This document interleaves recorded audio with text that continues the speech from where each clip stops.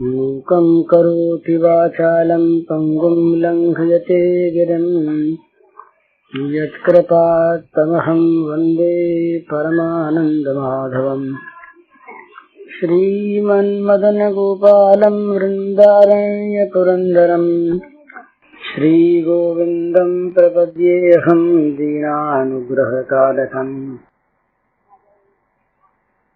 वंशीविभूषितकरान्नवनीरदाभात् पीताम्बरादर्णबिम्बफलाधरोष्ठात् पूर्णेन्दुसुन्दरमुखादरविन्दनेत्रात् कृष्णात् परं किमपि तत्त्वमहं न जाने। नवजलधरवर्णं चम्पकोद्भासिकर्णम् विकसितनलिनास्यं स्फुरन्मन्दहास्यम् कनकरुचिदुकूलं चारुबर्हावचूलं कमपि निखिलसारं नौमि गोपीकुमारम्। एक दृष्टांत आता है, कोई बड़ा दरिद्र था और बड़ा दुखी रहता था। उसको अर्थ की आवश्यकता थी। व्यापारी था, पहले अच्छी स्थिति थी, कुछ खराब हो गई बीच में। तो एक कोई महात्मा उनके पास आया करते थे पहले से। तो महात्मा ने एक दिन कृपा करके कहा कि भाई देखो, हमारे पास एक चीज है पारस, ये तुम ले लो और आज से साल भर तक तुम इसको अपने पास रख सकते हो। साल भर में जितना जो कुछ तुमसे बनाया जा सके सोना बना लो, तुम धनी हो जाओगे। पर ये साल भर पूरा होते जिस दिन पूरा होगा उस दिन के बाद ये कभी रह सकेगा तुम्हारे पास। उसने कहा महाराज साल भर तो बहुत है, हमें तो बड़ी आवश्यकता, आज ये बनाएंगे, दे जाओ आप।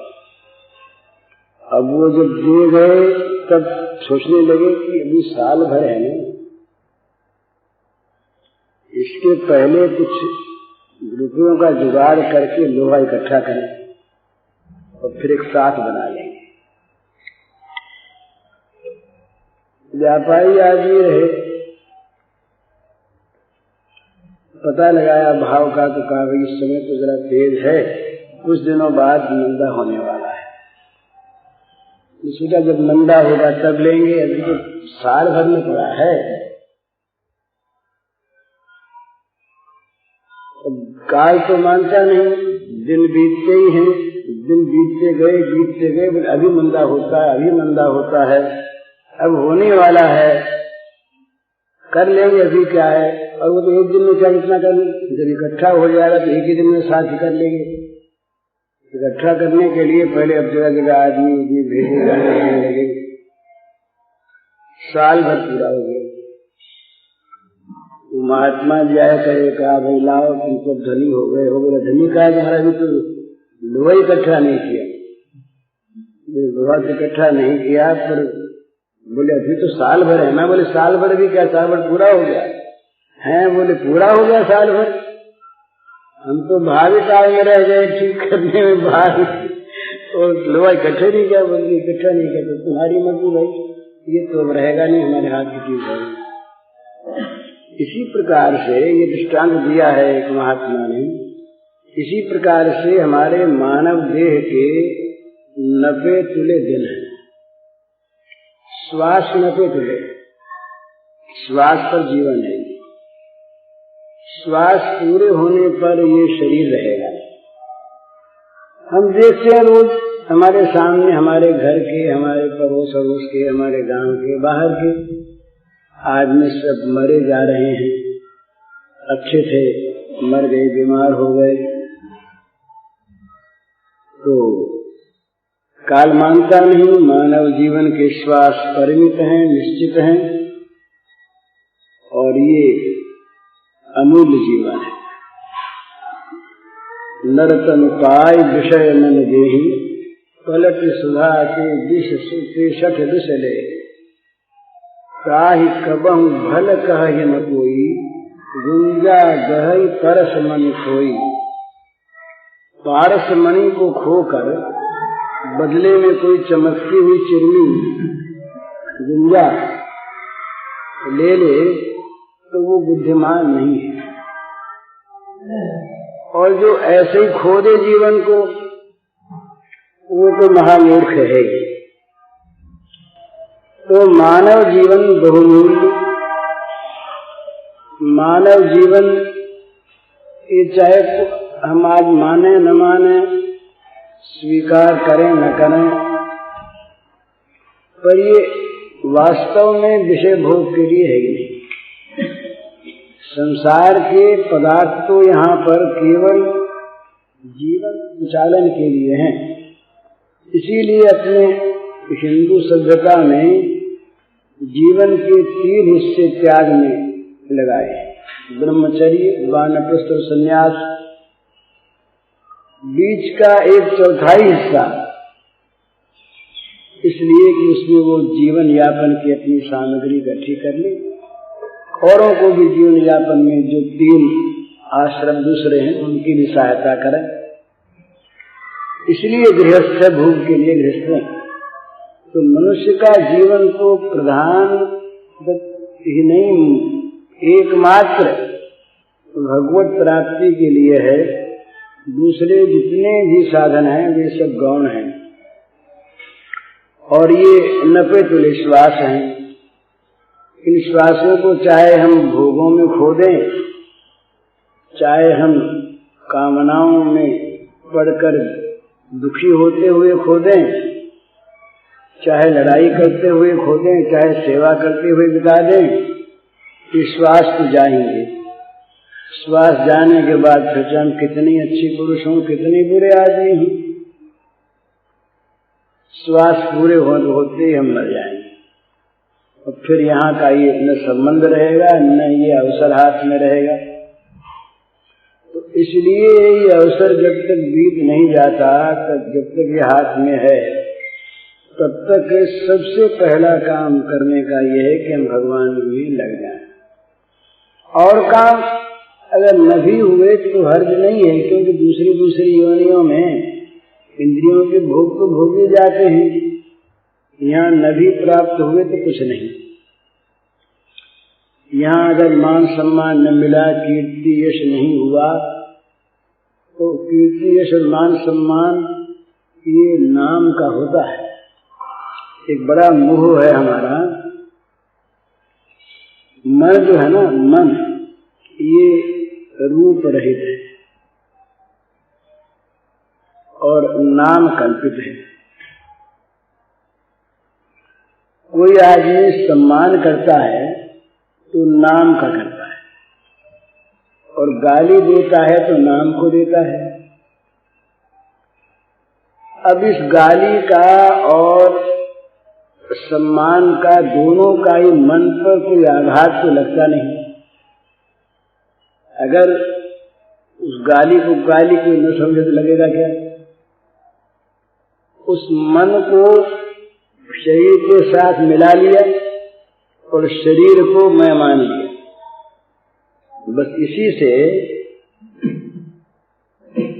ये सम्मान और अपमान का बोध हो गया। दूसरा कोई कुछ बोलता है और हम मन में हर्षित हो जाते हैं, कुछ मिल नहीं गया। एक आदमी ने सम्मान की बात, बड़ाई की बात कह दी, चाहे उसने झूठे कह दी हो, या खुशामद से कह दी हो, या स्वार्थ से कह दी हो, या बेवकूफ बनाने के लिए कह दी हो, या अपने शीर्ष सौजन्य के लिए कह दी हो। किसी ने हमारे लिए कोई बड़ाई की बात कह दी और हमारे मन में हर्ष हो गया, कुछ मिला नहीं। इसी प्रकार किसी ने निंदा कर दी, तो निंदा करने से भी कुछ लगा नहीं। तो ये निंदा स्तुति मान अपमान ये होता है नाम का, और ये आराम ऊपरी और असुविधा ये मिलती है शरीर को। नाम और शरीर दोनों ही वास्तव में हम हैं। हम जो कुछ पदार्थ हैं ये न नाम है और न रूप है। रूप माता के उदर में बना और मरने पर हिंदू आचार के अनुसार भस्म हो जाएगा, गाड़ दिया जाएगा, कहीं उसमें कीड़े पड़ जाएंगे, सड़ जाएगा, कहीं पारसियों की भांति लटका दिया गया तो पशु पक्षी खा जाएंगे, उनकी विष्ठा बन जाएगा।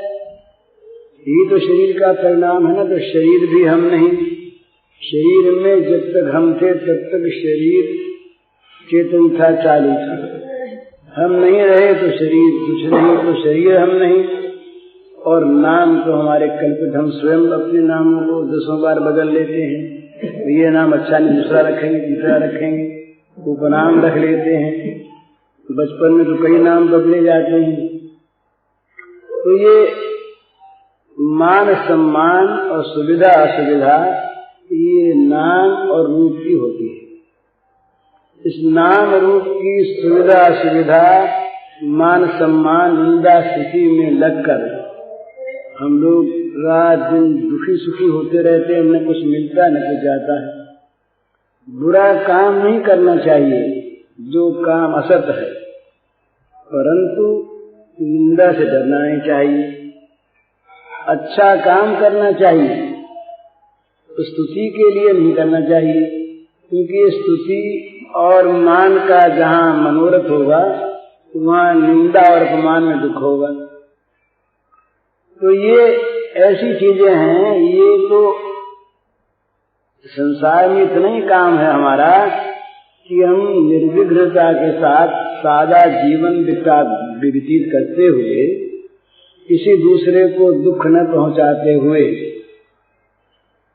हम भगवान के भजन के योग्य अपने जीवन को बनाए रखें। और उस भजन के लिए जो जीवन आवश्यक है उसके लिए खाना पीना जितना भी कुछ आवश्यक हो, दैहिक और सामाजिक काम, तो ये जो काम है ये गौण है। इसमें मुख्यता इसलिए आ जाती है कि इसके द्वारा फिर हम पाप पुण्य करने लगते हैं। इन कामों को केवल जीवन निर्वाह का काम या यज्ञार्थ काम न समझकर इन्हीं को जब मुख्य मान लेते तो इनके द्वारा हम बुरा भला करने लगते हैं। तब फिर बात आगे बढ़ जाती तो ये करो ये मत करो शास्त्र बनते हैं। शास्त्र के अनुसार फिर शासन होता है, उसका फल होता है। लेकिन विद्यमान मनुष्य का काम यह है कि मनुष्य जीवन में जितने श्वास उसको प्राप्त हुए हैं, जब से वो समझे, न समझे तब दूसरी बात है, जब से वो समझे तब से मुख्य रूप में, अनन्य न हो तो कोई बात नहीं, अनन्य होना चाहिए। जब से वो समझे तब से मुख्य रूप से जीवन का ध्येय परमात्मा की प्राप्ति बना ले और ध्येयों को ध्येय न रखे।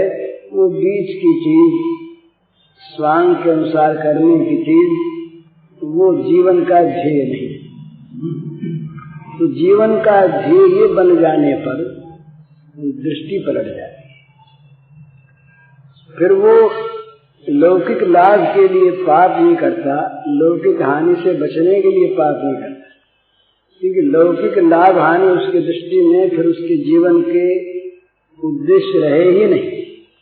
तो उसकी जब दृष्टि बदल जाती है तब वो अपने आप को एक केंद्र में लाकर उस केंद्र में रहकर ही जितने जो काम जहाँ आवश्यक होते हैं वो कम से कम वो करता है। और उन कामों में भी जो काम इस असली चीज से विरोधी होते हैं उनसे हट जाता है, क्योंकि तद विरोधी उदासीनता था। भगवान के विरोधी कार्यों में उदासीनता उसकी स्वाभाविक होती है। वो वहां पर ये नहीं कहलाना चाहता कि भाई जगत में बड़ा सफल हो गया या असफल हो गया। जगत की सफलता असफलता जगत का जय पराजय, जगत का सुख दुख। अर्जुन से भगवान ने गीता के दूसरे अध्याय में यही कहा, सुख दुखे समय कृत्वा लाभा लाभौ जया जयौ। 3 बात कही, सुख दुख, लाभ हानि और जय पराजय। युद्ध में खड़ा था तो जय पराजय, युद्ध में लाभ होगा या हानि होगी,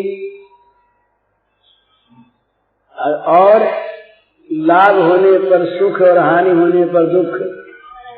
तो कहा कि भाई इन तीनों चीजों से आगे बढ़ जाओ, तीनों को समान कर लो। सुख दुखे समय कृत्वा लाभा लाभौ जया जयौ।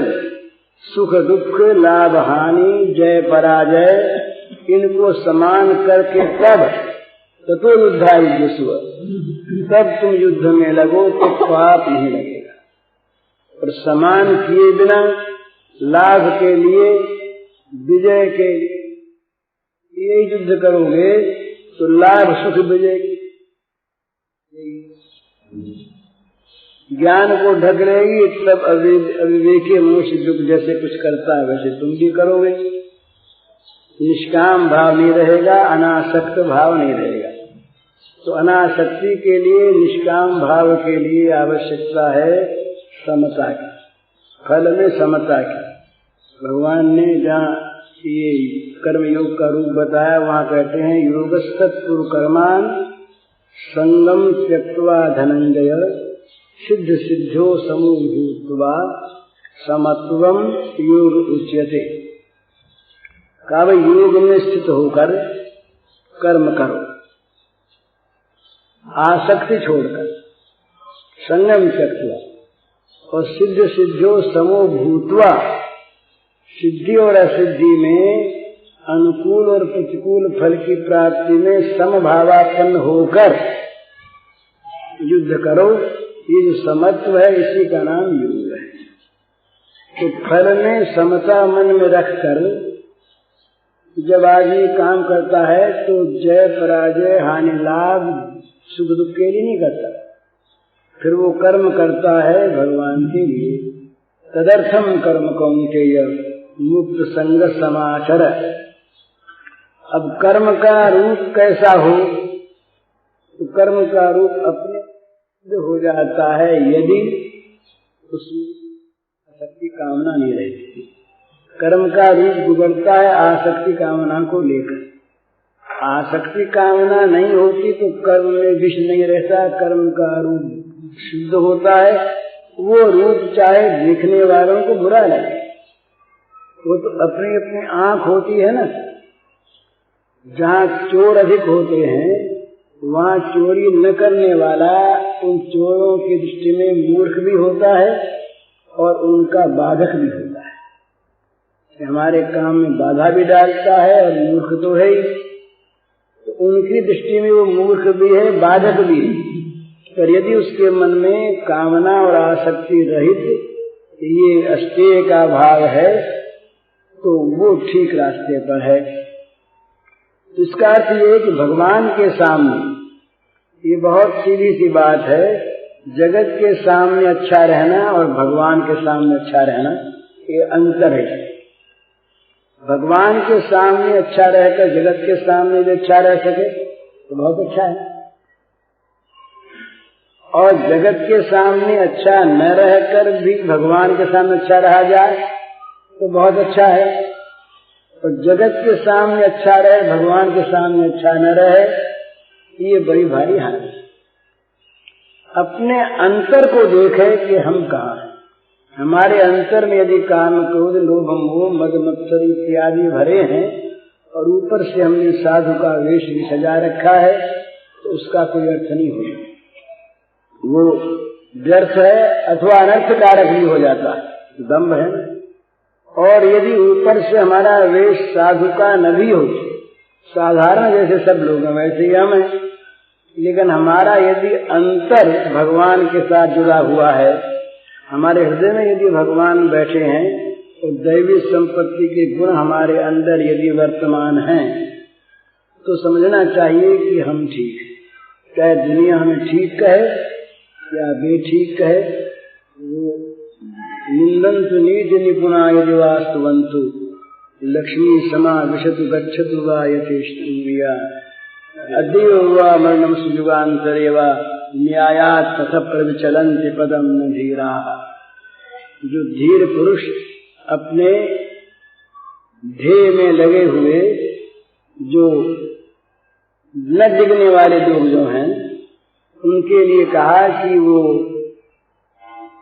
चाहे नीति निपुण लोग, मामूली लोग निंदा करें तो वो तो सभी की कर लेते हैं, पर जो नीति निपुण लोग भी अगर निंदा करें और वो भी अगर स्तुति करें तो न वो स्तुति करने से अपने मार्ग से डिगेगा, न निंदा करने डिगेगा। स्तुति में भी बहुत डिगता है, निंदा में तो आदमी कुछ कम डिगता है, स्तुति में ज्यादा डिगता है। तो निंदन्तु नीति निपुणा यदि वास्तुवन्तु, चाहे नीति निपुण लोग निंदा करें चाहे स्तुति करें, और लक्ष्मी जी धन है, चाहे आ जाए वह यथेष्ट चली जाए, जहाँ इच्छा वहां जाए, और मृत्यु आज आ जाए या युगांतर के बाद आवे, युगों के बाद आवे। जो धीर पुरुष हैं वो अपने मार्ग से एक पैंड भी नहीं दिखते। तो ये क्योंकि उनका लक्ष्य जो है ये लक्ष्मी स्तुति और जगत की अमरता नहीं रहे, इसकी उनको परवाह नहीं है। वो तो अपने लक्ष्य पर, अपने ध्येय पर स्थित हैं, और ये सब काम तो वो करते हैं केवल स्वांग के अनुसार जीवन निर्वाहार्थ। इसमें उनका अंदर का कोई रस नहीं है। ऊपर से छोड़ भी दे और अंदर रस रहे तो वो त्याग ठीक नहीं है। रस वर्जन रसोपस्य परमेश्वर निवर्तते। भाई भोग का त्याग तो एक बोले आज हमने एकादशी की खाया नहीं, निराहार रह गए, तो निराहार में भी अन्न का भोजन का त्याग तो कर दिया ठीक, परंतु भोजन में जो रस है स्वाद है उसका त्याग नहीं किया। वो आसक्ति बनी है, वो रस बना है। तो कहते हैं कि भाई विषयाविनिवर्तन से निराहार से देखना रस वर्जम। भाई जो निराहार रहते हैं वे भी विषयों से तो छूट ही जा गए ना, विषय तो नहीं रहे उनके पास, तो आसक्ति रह गई उनके पास। आसक्ति से रहित त्याग है वो, आसक्ति है उनकी बनी, आसक्ति का त्याग नहीं हुआ। पर जब भगवान में दृष्टि जम जाती है तब आसक्ति का रस का त्याग भी हो जाता है। असली त्याग जो रस का त्याग है ये आंतरिक त्याग। ऊपर से यदि कोई आदमी खा ले पी ले ठीक, और जब तक जीव है तब तक उसको कड़वे मीठे का ज्ञान भी होगा ही। तो कड़वे मीठे का ज्ञान हो गया इसलिए वह ज्ञानी हो गया, सो बात तो नहीं। वो तो जीव है तब तक रहेगा ही, लेकिन जीव के स्वाद में अगर उसकी आसक्ति है, स्वाद में भी उसकी आसक्ति है, वो गांधी जी ने स्वाद व्रत में लिखा कि नमक खाने में आपत्ति नहीं, और स्वास्थ्य के लिए खाया जाए तो आवश्यक भी है।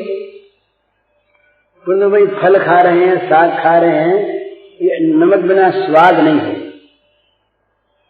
तो इस स्वाद की दृष्टि से अगर नमक हम खाएं तो हम स्वाद के अधीन हैं, अस्वाद वृत्ति हमारे अंदर नहीं है।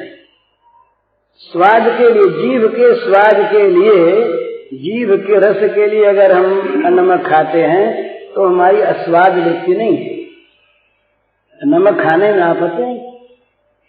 तो इसी प्रकार अगर हम छोड़ भी दें उसको, उस स्वाद में हमारी आसक्ति बनी रही तो वास्तविक त्याग नहीं। तो मन से जब विषयों का त्याग होता है वास्तविक, तब बाहरी चीजों पर इतना उसका ध्यान नहीं रहेगा।